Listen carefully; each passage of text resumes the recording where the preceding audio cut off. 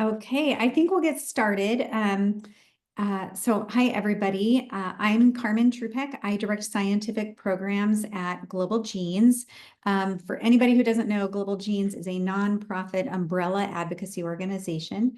So our mission is really to support rare disease patients and families and patient advocacy organizations in helping them to support their missions and lower the burdens of rare diseases.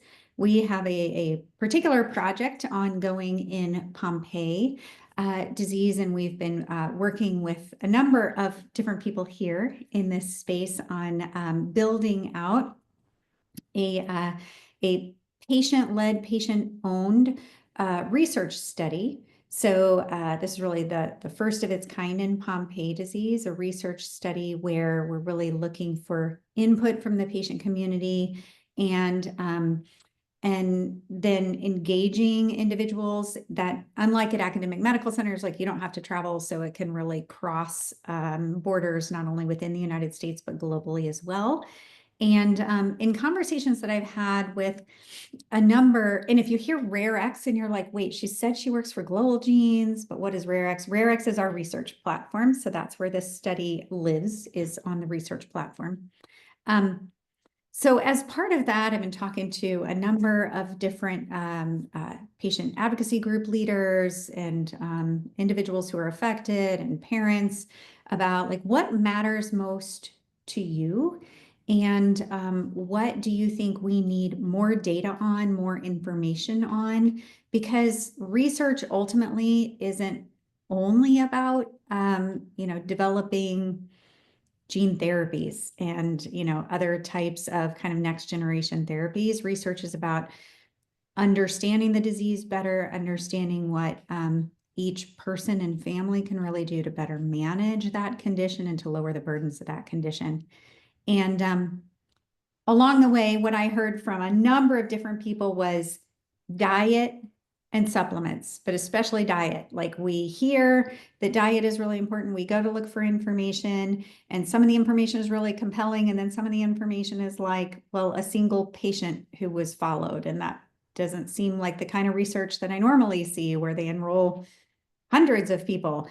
And so is that reasonable? And then there's the secondary layer of, we know that some of the research that's been done has been in individuals who are impacted by IOPD with infantile onset Pompe disease. And does that fully translate to my child who was diagnosed with late onset Pompe disease through newborn screening, but doesn't have any symptoms yet that we have noticed? And so to what degree should we be thinking about implementing some of the changes that certainly we would if our child was like really severely impacted and it felt like those recommendations were very clear.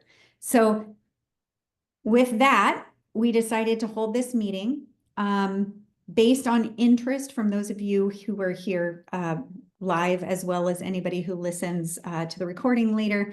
Based on input, we'll decide what else is needed beyond today, if there are additional resources that people want, if there's a follow-up meeting or a couple of follow-up meetings.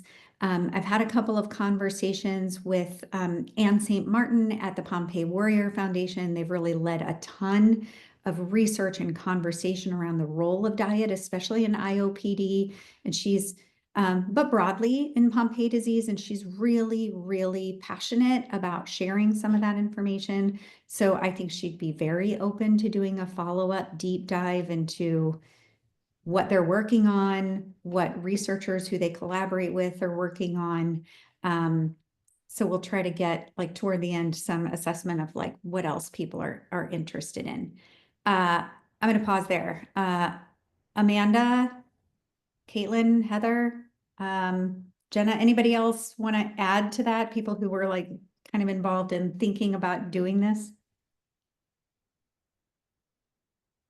I'll just say that I agree. And I feel like I know there are many adults on the call today with LOPD, but coming from a parent perspective and thinking about what is in my control, there's so many things that are not in my control, but when it comes to diet, that's very much in my control. And so being educated and understanding at a more scientific level, I think would be um, beneficial. That's something that I always try to focus on, and I don't do a great job, but I fully support that line of thinking and being like what can we do with diet? I'm all in. Awesome. I would second that. And then just briefly say, so today is the anniversary of my diagnosis. 10 years ago today, I received my diagnosis. And I remember my first Sanofi, or not Sanofi, Duke meeting, and there was no conversation about diet. Actually, the conversation I had about diet was with a caregiver, um, and she was talking to me about the diet that her adult son followed. So I am very appreciative to Anne and Pompe Warrior Foundation and other people who are really bringing this to the forefront. It really has made me focus more on my own diet. As Jenna said, things that are within my control. I know I could do better, but I do appreciate that this is not a conversation that we are having, that now, because of the work being done in this community, my doctors are even becoming aware of it, and I can have these conversations with my doctors. Amazing. And you sure do look good 10 years out. I appreciate it. Thank you. I try. Okay. Anybody else? Anybody else who want to add? I have put together some slides that I'm going to walk through. Those are intended, well, I'll show you as we go through, but it's really intended to be high level and not get into super deep depth on every single study that exists. Like I said, there's opportunities to do more. Anybody else, or I should dive in? Okay, I'll do it. Here we go. I'm gonna share and then put it in presenter mode. Okay, you can see the right screen? Yeah, okay, good. All right, so I called this the role of diet in Pompe disease, a primer and needs assessment. So it really is a primer. I am not the right person to do the deep dive on all the details. And the needs assessment part is really making sure that we spend some time at the end talking and getting input from about what do we need next. Okay, so quick little outline. I'm going to talk about some expectations for today. Why should we care if we have enzyme replacement therapy? Is Pompe disease really a neuromuscular condition, or is it a metabolic disorder? What is the role that foods play in our diet for all of us, everyone, big picture? And then what does Pompe disease do to that normal paradigm of food goes to energy and muscle development? I'm going to show you a few studies, not all of them, and talk about kind of the bigger studies and what they have shown to date, and then talk about how we can all work together to create larger and better data sets to study this more. Okay, so why am I the one leading this conversation? I'm going to tell you that my background and training, I'm a clinical genetic counselor. I've spent many years, nearing 25, working in rare disease and working with patients and families. Obviously, currently in a different role than I did in the past when I was working in an academic medical center. But that does not make me a foremost expert on Pompe disease, and it certainly does not make me a dietitian. So, I'm really leading this for a couple of reasons. One is because, as already mentioned, I'm leading this study, and it's really important to us in this study to be collecting the kind of data that's important to the community, because a patient-led, patient-owned research study should have true input from the patient community about what we're collecting and what we do with it. And so selfishly, I want to hear from all of you related to this. The other reason is that There are big passions on this topic. You know, there is some pretty clear data for individuals with IOPD. And, you know, if you talk to somebody who has done a lot of research and reading into that, they're very passionate about wanting to share that and help others. On the other hand, as we already talked about, you know, parents of young children identified through newborn screening want to really balance, like, what's the evidence for my child's situation, and how do we balance that with the needs of our child and family? And so based on those big passions, maybe it makes sense to have somebody sort of neutral in the middle. No one in my family is impacted by Pompe disease, so I can be, I think, probably slightly more neutral on this topic than somebody else. So today is a space for no judgment. You can say anything you want. You can say, like, I think it's really important that my child get to have birthday cake. No judgment. So we want people to be able to share what they really believe, what they do, and feel like this is a really safe space for that. Ask any question you want at any time. Like, this will seem maybe like a lecture just because there's a lot of information, but it's not meant to be. You can put questions in the chat, and Caitlin will interrupt me and tell me there's a question, or you can just get on screen and ask me a question. And please extend grace to those who don't have all the answers, like especially me. I will not have all the answers. Okay. So maybe this is really obvious, but I decided to start here. If enzyme replacement therapy is an effective treatment for Pompe disease, why do we even need to worry about diet? I think many people would agree that if you can delay the need for enzyme replacement therapy and for the significant impact that has to life, why wouldn't you? I think you would want to if you could. But even on enzyme replacement therapies, there are some known limitations. It's not perfectly efficient at delivering to skeletal muscle.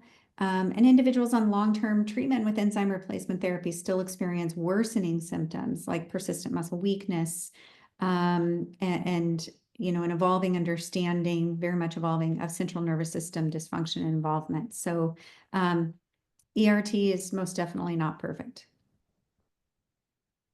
Okay, I stole this from myself, which I think maybe doesn't mean stealing, but whatever. This is from the series that I co-hosted with Heather on kind of emerging, evolving therapies. And I think it's valuable because when you look at, just as a moment, when you look at like what are the steps that get us to Pompe disease, you start with a gene that has the mutation or the genetic variant in it. And then, you know, per the paradigm of genetics, you get from gene to RNA to protein. Your goal is this normal functioning protein. And of course, in Pompe disease, you either have a dysfunctional protein or you have very, very low levels of this protein that are really critical. And so what happens when you don't have acid alpha glucosidase is you get this buildup of excess glycogen. And we'll talk about where glycogen occurs and why that's a problem in a second. But at each step, there are companies, there are academic therapy developers who are looking at ways to treat. So at every step here, there are ways to treat.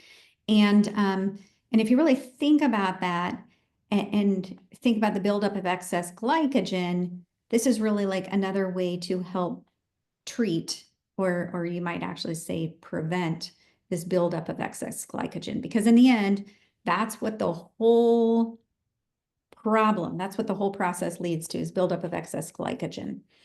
So anything that can prevent that is the goal. Okay, so we're gonna start here. There's some quote that I wish I remembered exactly, but it's something like, when teaching, assume minimal knowledge and maximum intelligence. So that's what I'm gonna go for here. So I'm gonna start at the beginning. You start up here with food. This really beautiful picture of food. But you start here with food, and of course there are three like primary classes of macronutrients of foods: proteins, carbohydrates, and fats. And broadly speaking, each of them has like a primary pathway. So you eat protein, that gets broken down into its amino acids, and that creates more protein, right? So everybody knows that if you're a bodybuilder, you need to eat a lot of protein. You're really building up those muscles. When you eat carbohydrates, that is your primary source of glucose. And glucose is the body's primary source of energy. So we all need energy. And obviously we need energy. And typically most of our energy comes from glucose, although it comes from other sources as well. And then that third column, fats get broken down into fatty acids, monoglycerides, and then that goes down this pathway to lipid storage of fat. Now you can see these diagonals that are coming down. It means that, you know, glucose isn't the only way that you get energy directly from your food. You can also get it directly from fatty acids that get converted into energy, or from amino acids that get converted into energy. It's just not quite as efficient as glucose, as quick and efficient. And sometimes that's good, right? We have all heard or just know from personal experience, if you eat a meal that is high in protein and low in carbohydrates, you will often feel full for longer. And part of the reason for that is it's a slower conversion to that energy. It's more of a slow release than the glucose, which is a faster release. So we get energy from all three of these pathways. Now, it turns out, and this is really, really important to our discussion today, there are many other pathways that you could create from this broad diagram, but these two are important to talk about. So when you make glucose from the carbs that you eat, that glucose, some of it gets stored as glycogen, primarily in the liver and in the muscle. And then your body recruits glycogen. It's sort of like your first standby glucose source when you're fasting. And fasting doesn't mean necessarily like long-term fasting. It can just mean overnight, right? I actually recently learned that, I think this is really cool. It's kind of a tangent, but that our bodies, all of us, our bodies, several hours before we wake up every morning, 2 to 3 hours typically before we wake up every morning, our bodies go and they take some stored glycogen and they convert it to glucose to help us have enough energy to feel awake in the morning when we wake up. So that's like a perfect example of how your body is constantly going to this stored source, this source of glycogen. Typically it does that from the liver in those kind of cases, and converts it back to glucose so you get that quick energy. Lipid storage or in fat is something that can be also converted to energy through a process called ketogenesis. So ketogenesis, you will probably all recognize as being very related to the word ketosis. And so this is a process where a lot of people who go on a diet will eat a somewhat ketogenic diet, meaning a very low carbohydrate diet, in order to maximize this process, because what they're trying to do is recruit stored fat for energy, because that helps you lose weight, particularly fat weight. In a condition like Pompe disease, you can also utilize this pathway as an energy source, as a way to decrease your reliance on glucose. But you can see that if you're going to do that, you probably need more fat than the average person, right? And so I think it's important to think about this diagram and this pathway, because it's not all about protein and carbs. If you were going to rely on ketogenesis to any extent to supplement your energy, you have to make sure that you're eating enough fat. Okay. It felt to me like we have to talk just a little bit about the lysosome, right? So, oh, I think there. So maybe it was better if I leave that out for now because it's too many things to talk through at once, but we'll get there in just a second. So everybody knows that Pompe disease is a glycogen, is a lysosomal storage disorder. So the lysosome is an organelle within the cell. And in some cells, there's just one, but in some cells like skeletal muscle, you can actually have like hundreds of lysosomes. Okay, this really just like gives you a sense of thinking about the role of the lysosome and the role of Pompe disease and skeletal muscle.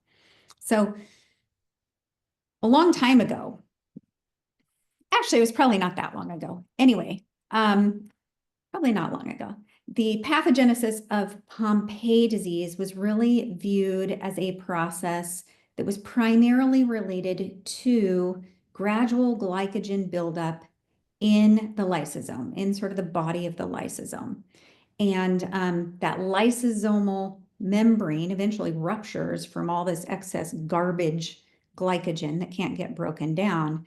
And there was this model that like, this is the whole problem. The whole problem is that normally the glycogen that goes to the lysosome for recycling doesn't get recycled.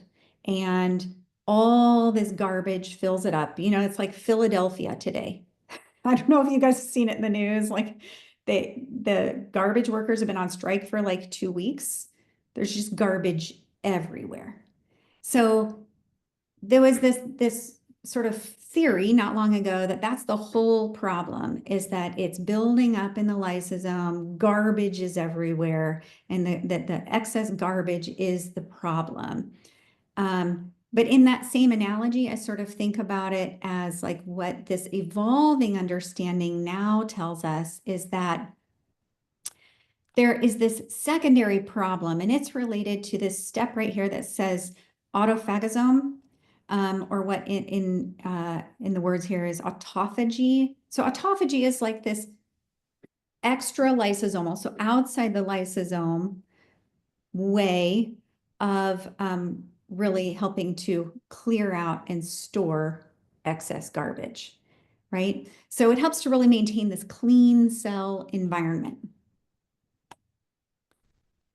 But what now has become more clear, and there's a lot of research being done on this, and kudos to the Pompe Warrior Foundation. They're really doing, they're really backing and collaborating on a lot of work related to this.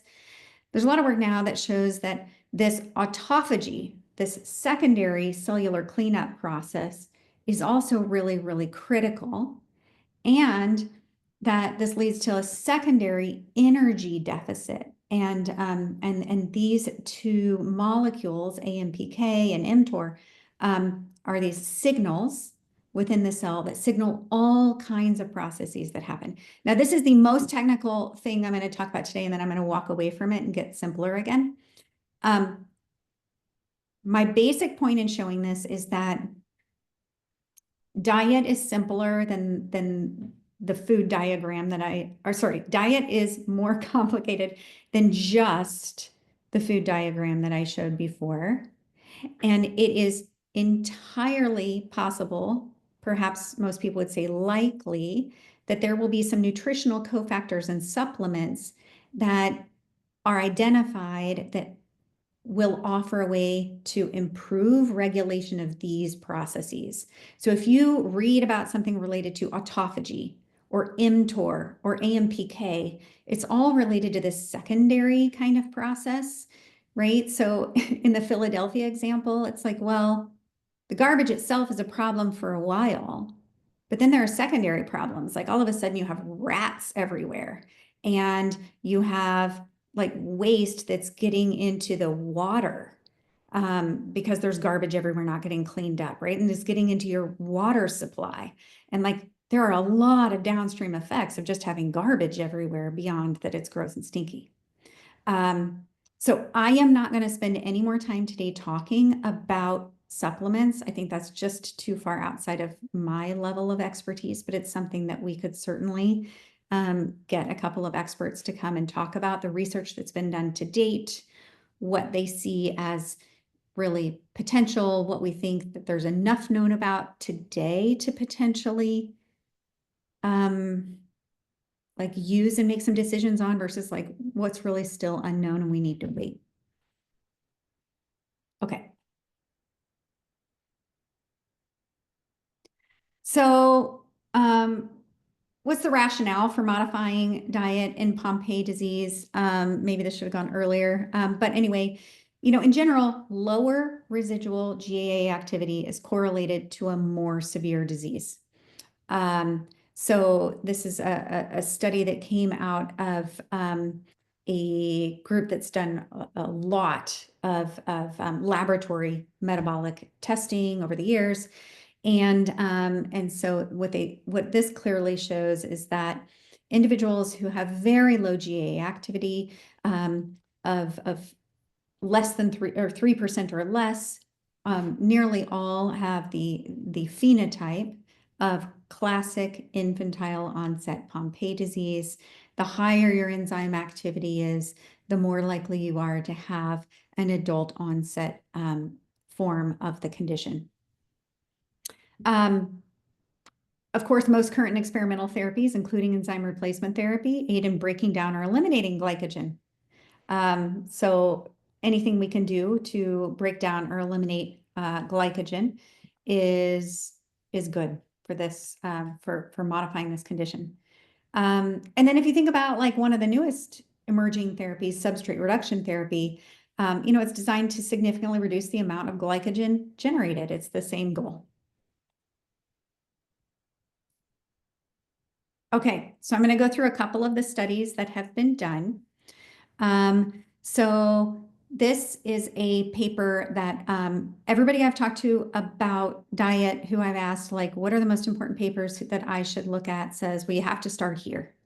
So this Slonim paper from, almost 20 years ago now was really the first one, to my knowledge, that really brought the potential role of diet to the forefront and showed that we should be looking at this. So I'm just going to go through kind of the way that this study was set up. So the basic study question was, will a high protein, low carb diet plus exercise slow muscle deterioration in individuals with late onset Pompe disease? They studied patients longitudinally over more than 20 years, right? This is a long-term study, like beautiful to be able to study people for that long. This was before enzyme replacement therapy, of course, right? If this was published almost 20 years ago and it followed people over 20 years before that, and I'm here to tell you it takes at least a year to write and get a paper published. It's a very long process. So just keep that in mind. There were 34 adult participants, and the individuals who were compliant with the diet and exercise regimen showed a very clear reduction in muscle deterioration. There was not any noticeable statistical change in respiratory function. So I have here at the bottom, you've probably all read it by now as I'm chatty, but the prescribed diet was 25 to 30% protein, 30 to 35% carbs, and 35 to 40% fat. Now, most people have a hard time just doing that, so they helped people create a diet. They did this with individuals, helping them to create what their diet would look like for them that would fall within this range. Individuals who could do a treadmill did a treadmill daily for 45 to 50 minutes. Those who could not use a treadmill used an upper body aerobic exercise, an arm bike, for 10 to 15 minutes. And then they would do that in a combination with a bicycle or a walker if they needed support. So, I would say the number one limitation that many people will talk about with this study is that, diet, supplementation, and exercise were all studied together. So this does not, of course, show us what would the role of diet alone be if they hadn't been exercising. And it was prior to the onset of enzyme replacement therapy, so we don't know the additive effect. Though, in my opinion, it's actually a big benefit that it was fully prior to ERT over the majority of the study, because you didn't have it like half and half where, you know, people started going on enzyme replacement therapy like at different times throughout the study. This to me was the most impactful, you know, graphic in chart in the paper. So each one of these lines corresponds to a single individual. And so you can see this, you know, very clear reduction in score in their activity prior to the onset of this study versus post. And so for many of these individuals, you can see really a flattening of that line. It's really quite dramatic to me. Okay. So here's a paper that came out in 2020. So this is 13 years later. This is a paper that I thought was really interesting. This comes out of the Center for Rare Diseases, out of a center in Italy. And in this one, they wanted to know if they wanted to, again, study exercise and diet, but what they did is they separated out whether exercise alone or in combination with a high protein diet would improve aerobic power and pulmonary function. So they studied those two things. So aerobic power, your peak oxygen uptake, and your actual pulmonary function. It was a crossover study. So crossover study means that both groups do both. So the study length was actually 2 years, because what they did is they did a period of time that was a baseline. They studied people at baseline. Then they introduced them on one or the other, either exercise alone or exercise plus diet. And then they had them just go back to nothing for a period of time, like whatever their normal pre-study sort of daily regimen was. And then they had them do the opposite, either the exercise only or the exercise with the high protein diet. There were only 13 participants in this study. All of them had been on enzyme replacement therapy for at least 2 years. And in all of them, their peak aerobic power had been shown to decrease over time prior to the onset of the study. So all of these individuals were shown to be worsening in their peak oxygen uptake prior to the onset. That peak aerobic power, that oxygen uptake, increased after exercise in both groups, but significantly more so in the exercise and diet time frame. So across participants, regardless of which order they did it in, what they found was that exercise plus diet was really the biggest key and gave the most benefit to improving aerobic power. Pulmonary function only significantly improved in that exercise plus diet group.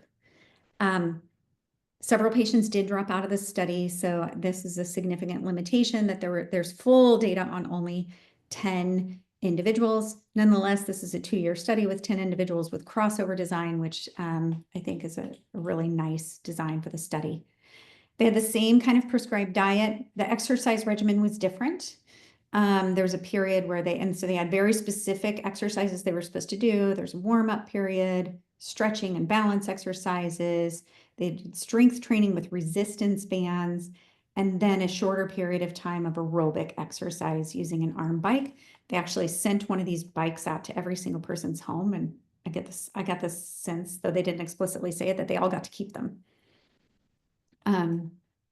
Because that's what it means to be in a study in Italy. Bike. Anyway, this I thought was interesting out of the paper. So they showed the changes in diet that people made before and after. So if you look at the bottom of this, you'll see fat, carbohydrate, fiber, and protein.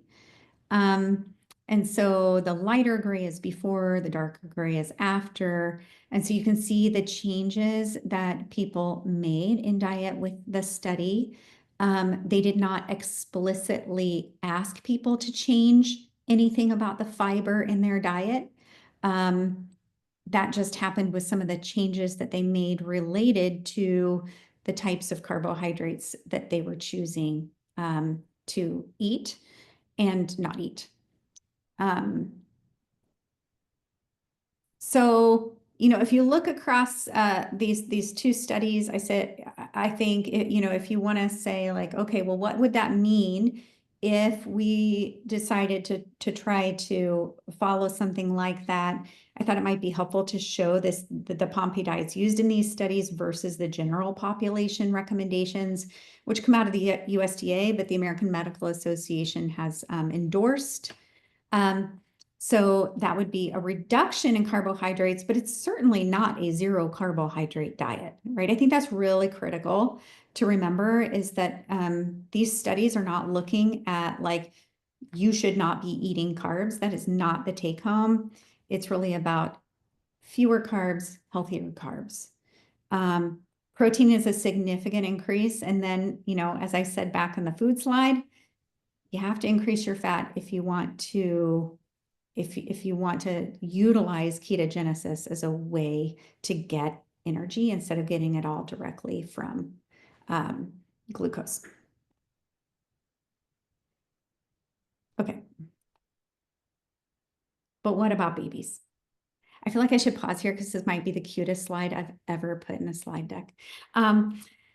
So obviously everything that I just talked about is studies done in adults, right? And so what about babies? There are concerns about a high protein, low carb diet in very young children. And I think it's important to acknowledge those, right? Carbohydrates are really crucial for early brain development. They're crucial for growth. So we need to remember that. Compared to adults, infants require 4 times more glucose per kilogram of body weight for their metabolism, right? So they need glucose for lots of normal, healthy functions. There's a ton of research going on in the gut microbiome, and it's very, very clear from some of the research that's been done that there is this critical development period in early childhood when your gut microbiome really gets established, and complex carbohydrates are really critical for populating and feeding the gut microbiome. Infant kidneys are not fully developed until they're about 2. So immature infant kidneys are not fully equipped to break down lots of protein, right? So we have to be thoughtful and careful about that. And it is well known that higher protein intake in infancy is associated with obesity risks later in life. Now, I think you could probably argue that that's likely to be mitigated by families who are being really, really careful about processed foods and sugars, but we need data on that. I mean, it seems likely to me, but I think we definitely need data on that. So hot off the presses, this paper came out last month. This is a paper out of Priya's group at Duke. And what they did is they said, you know what? We have a bunch of families who get referred into our clinic at various times. We see some of these kids who got diagnosed, and all of these kids were diagnosed through newborn screening. So we have these kids who were diagnosed through newborn screening. Some of them come to us at like 6 months of age. Some of them come to us at like age 4. They get referred into Duke. And what they wanted to do was really just assess. So this is not an interventional study. This is not saying, I want you to put your baby on this diet. This is just saying, like, what do you do? What do you guys do at home? So here are the caregiver reported practices related to diet that families are reporting that they're doing with their children. There's about a quarter of families in their study. There were 37 children included in this study. So about a quarter across the board said they're not doing anything. They are not following any kind of diet related to Pompe disease. The biggest percentage of individuals, of families, say they make an effort to reduce simple sugars and processed foods, which is like what we all should do. But anyway, especially here. So they're reducing simple sugar and processed foods. Some people reported that they are limiting starch.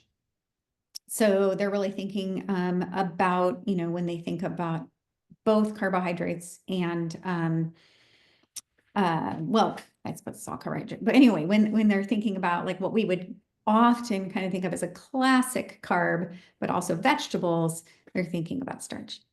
And then this increased protein intake, they did see, and the numbers aren't huge in each of these categories yet, but they did see a gradual increase, which makes sense. That there are a lot of infants where families aren't trying to put their infant on a higher protein diet, but the older they get, the more they're starting to introduce a higher protein diet. On the right, sources of information influencing the diet choices people are making. People said, some people said just their existing nutritional knowledge. Most people said internet research plus knowledge. So it's so critical, the work that those of you who are putting information out in the world are doing. Like, this is where most people are getting what they're following. I need to hurry it up if we're going to have Q&A and discussion. I need to hurry this up. Okay, I think it's really important. Here's what, let me pause for a second. Actually, I'm going to back up so you don't read this while I say it. They didn't just assess practices. They did metabolic studies. They did clinical evaluations. They did a lot to assess, like, how healthy is this child? They assessed their growth, and they really assessed, like, is this child pretty healthy, right? This is a very, very critical part of this study, is they looked at what people are doing, and then they looked at the health of this baby or young child. And based on that, they came up with these recommendations. Again, this is like brand new that just came out. They said breastfeeding should be supported. They did not find any reason to believe that breastfed babies were with a diagnosis of LOPD through newborn screening were struggling. Standard infant formulas, they also said, are suitable. They said the diets of children with LOPD should include all food groups, rich in whole grains, vegetables, dairy, meats, and fruits, and age-appropriate serving sizes. Foods with high sugar content and highly processed foods should be avoided. Assessment of growth, BMI, and nutritional intake should be part of ongoing management. And protein intake, they did say there should be a gradual transition toward a protein-rich diet in childhood. So they really kind of agreed with what they were seeing in practice, that infants,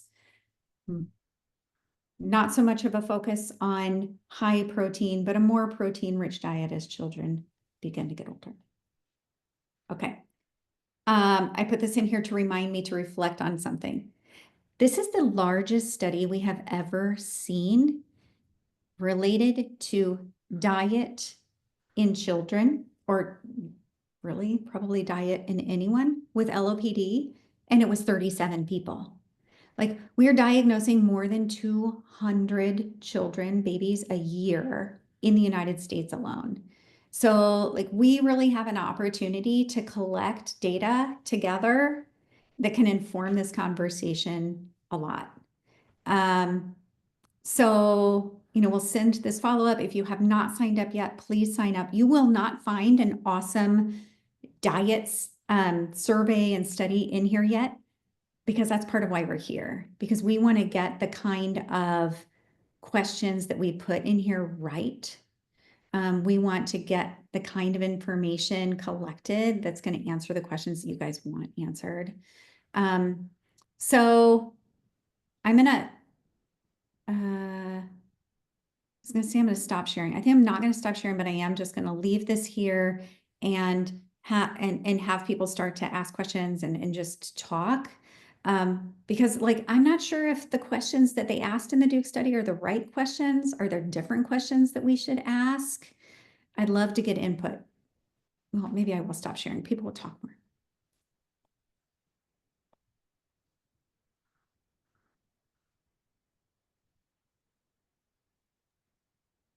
So can I just say that as an adult,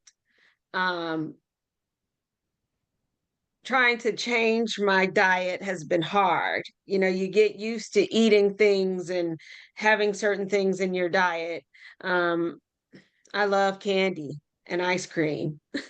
And not to say that as a child it's easier, but I think, you know, if you've grown up, this is how you eat, and it becomes routine or habit. And again, I'm not trying to say that one is easier than the other. But it is hard to say like, yep, I'm with you, Paige. That now we're gonna, you know, that now I am going to change my diet. And I've worked with a nutritionist. I've talked with Anne several times. Um, it has proven harder. And maybe one of the things in talking, you were talking about the questions that Duke is asking, are what are some of those barriers to changing your diet, or adding some of these things to your diet that are beneficial, to eating healthy. Yeah, and I appreciate you saying that. Sorry, keep going. I was gonna say one of the things that like in hearing all this talk and then also reading through a lot of the literature, I know that we had the Slonim paper 20 years ago, and that research that occurred even longer ago. So like we're still in, even though that was 20 years ago, we're still in relatively early days of our understanding of like how diet affects all of the other stuff going on inside of our bodies. I haven't heard anything yet that says like that's like wildly different than general good nutrition things. And I think, Heather, you bring up a good point. Like certainly in this country and in a lot of them, there's a greater awareness across the board of the role of what we put into our bodies than there ever has been. You know, we're starting to recognize the role that certain types of sugar, it's not even just sugar is sugar, it's certain types of sugar specifically play in growth and long-term cognitive effects and all those kinds of things. So for me, like getting to the point it's fairly comforting that like my general health goals, independent of Pompe, are aligned with, like from a dietary perspective, they're all sort of aligned.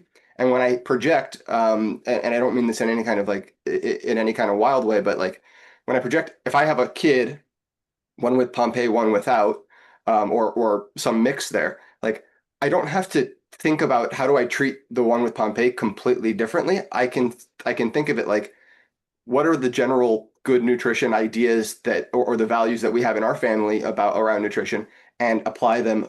Like it's not like, oh hey, you can't have this ice cream but you can, or something like that. It can be you can treat people balanced and not create this isolation or not create this stress about having to shop for two different kids at the same time, other than how difficult it is to have different tastes and whatever else going on. So like that was that thing. And then like the only other thing that I would say relative to the sort of the habit stuff, for me, I've found the best success when I'm making those decisions at the store, not at home. So like if I don't buy it, if it doesn't make it into my house, it becomes a lot easier for me to like resist it at that moment when I'm ready for it. And I'm like usually a lot smarter person walking through the aisle than I am at home when I'm hungry. And if I could just add to that about shopping. So I have a good friend who is a personal chef, and she and I recently had a conversation about grocery shopping. And she talked about the way the store is set up. And she said, you want to stay on the outside of the store. She said the things on the outsides of the store are fresher. You know, you got your produce, your dairy, The things that your don't need meat. a nutrition label because the ingredient Yes, is the thing. right. And so she said when you get into those aisles, that's where you get more of that processed food. And so, and she even talked about, and she's much more, because she's a chef, she's much more organized in creating her list when she goes to the store. But she said she even creates her grocery list in categories. And so I'm not there yet on that. But since that conversation, I have been much more aware of what parts of the grocery store I'm in, and trying to stay out of those aisles, you know, because she, that stuff is definitely more processed. I'm not totally there yet, but it is something that's in my mind when I go to the grocery store now.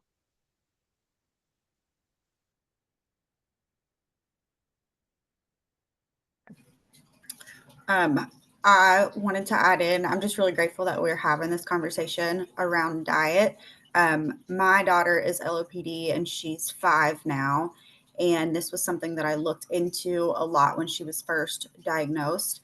I think it was something that I became more aware of over the years because a lot of people who are newly diagnosed or whose children are newly diagnosed, I should say, find my daughter's page that I run on social media and they reach out to me and we discuss all types of things. But one thing that I saw a pattern in was this level of heightened anxiety about what to feed their child.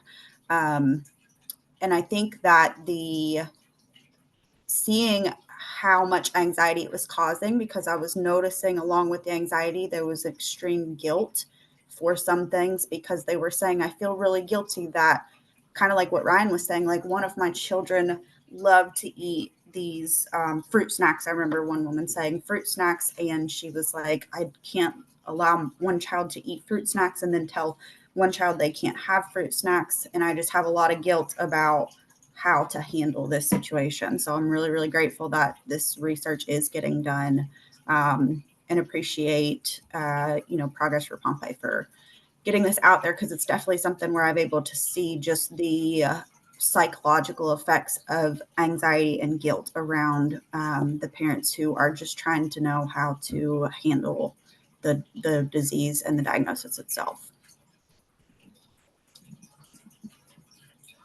It seems like these recommendations that recently came out of Duke, like maybe offer some hope for that situation when you have an older child.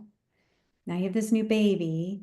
Like what it really says to that point you just made is like you have time. You can make these changes very gradually and not be weighed down with guilt over it.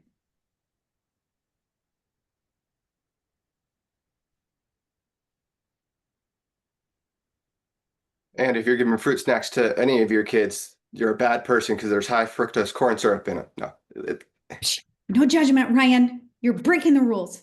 I thought we were in bonus time. No, I'm joking. But yeah, I think that's the part. Like one of the things, like in this study, there's I'm gonna nerd out for a second. Like that, the Duke study is a great one because it's like really real world. We haven't changed anything. We haven't influenced anything. We're just kind of like seeing how people live their lives and trying to capture that. For those kinds of studies, the number of people you have drive everything. They drive so much of it. So like we can do much better of those studies. We have an opportunity with each of us that are activating in the community to do much more of that kind of study. And that's going to be really helpful working from one side and then seeing how the differences are showing. My general expectation is that for the majority of people, it's going to track with how those same nutritional elements would track with your other non-Pompe kid or any other kid as well, that the same things are going to kind of generally be true, is my personal hunch on how that will play out for the majority of folks. Then there's this other side of research that is going like far more into the like to the molecular level, to the cellular level of what's going on. And that stuff's really exciting too. It's a lot harder to wrap your head around, especially because most of us aren't biologists, endocrinologists, metabolicists by training. Most of our doctors aren't either, by the way, as well, which is why it's hard to get great advice on these kinds of things too. So there's really good research, and like I spent a lot of time trying to dig into the research between the Sloan paper that's like, hey, here's this idea, but we don't actually like let's see. And we saw like really outstanding results from that figure that Karmen showed, where like you have a clear decline, and then at the point of just changing diet alone, you get an uptick or a change in trajectory. We have that, but like, and the gap in between, there's a number of papers that look at like certain metabolic pathways or certain other related things that are going on within the cell here and there sprinkled around, but no like really, really deeply focused study.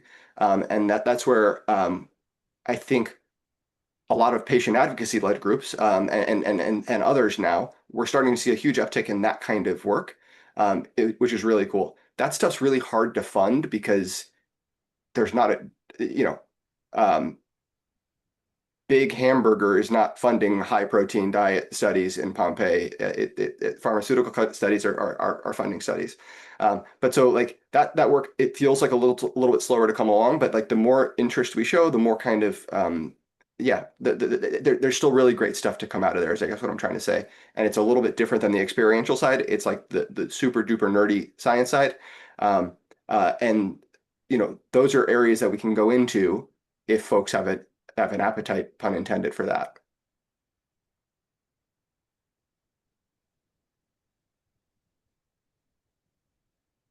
Would people like additional conversations on this topic?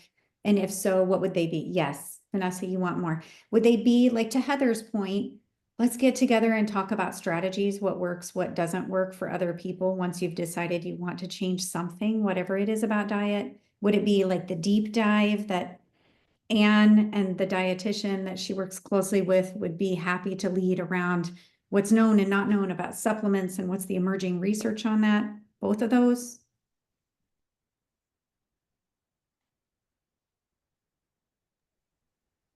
I think both of those are good topics. The information, I think to have the information is really valuable. But also when you're talking about, and I don't like the word diet, because in my mind, that always, in my mind, when I hear the word diet, I think about diet like I'm trying to lose weight. And a lot of times those things aren't sustainable. And that's just in my mind. But when I think about changing how I eat, it's an easier process when you have some support. Um, Even before my diagnosis, I had gained lots of weight after the birth of my second child. And when I finally decided I was ready to lose the weight, even after my boss asked me in front of a room full of people if I was pregnant, I was not ready to lose the weight. And when I finally decided I was ready, I didn't work with anybody else, but I had support from people in my family. And that helped me to change the way I eat. It helped me change the way I look at food. It helped me change the way I looked at being active in my life and my lifestyle. And so I think having both of those conversations where you're getting that information, but also where you're talking with other people and maybe getting some helpful hints on what they did to help themselves be successful. Ryan's giving me that look. No, I'm typing over here. But I'm sorry, I have to go because I have another meeting at 1 Absolutely. o'clock. But I appreciate this conversation and the work that's being done around this topic. Because as I said, when I was diagnosed, no one was talking about this. So I think it's great. Thank you, Heather. Bye-bye. There's nothing proprietary in what I put together, so I'm gonna share it in a couple of places. And I think some of what's here should be available to people who are newly diagnosed and looking for information. Like it was honestly a lot of work to pull it out of a gajillion little sources. So having it in one place hopefully will be a benefit.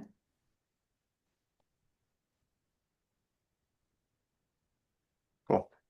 And then I'll just, on behalf of some of that work in sort of the more benchy space, like there was a point at which, like, we talked about ketosis as an energy source. So what's the point at which keto diet was like a quick summary, and a lot of the work now has moved beyond that. That's just kind of a name that continues to be thrown around. A lot of the work around is exploring where supplementation, whether that be through literal supplements or through food strategy, can help change some of the supportive things that are happening within the cell that aren't directly the function of GAA, but are functionally related to other processes. And so I guess I don't know if that helped any, but that point of it is like not to be afraid that like, oh, if we're not following a keto diet, or I heard some people like it that or don't like that, or what are these studies like? Is the outcome of these studies going to be like some strict hardcore thing that I have to carry around a library book to remember what to feed my kid? And it's not going to be any of that.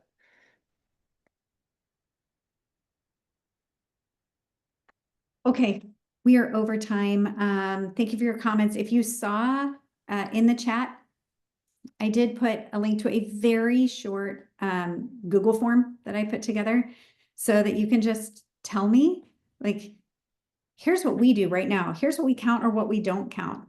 And here's what else I would like to know. If you could fill that out, it will literally take you like 5 minutes to do, but it will help me in figuring out like some of the next steps. You see it in there? In the chat. Should I just re-put it there real quick before we end? It's telling me I have to request access for that. For the chat? Oh, For the form, when I go to it, I sent request access, but it says I have to request access. You just need to change the permission on the sharing on the Google. yes. Okay, I'll do that. I'm We'll share the form. I'll send an email with the recording and slides, and I'll share the form in that as well for everyone. Perfect. Perfect. All right. Okay. Thank you. Thank Okay. you.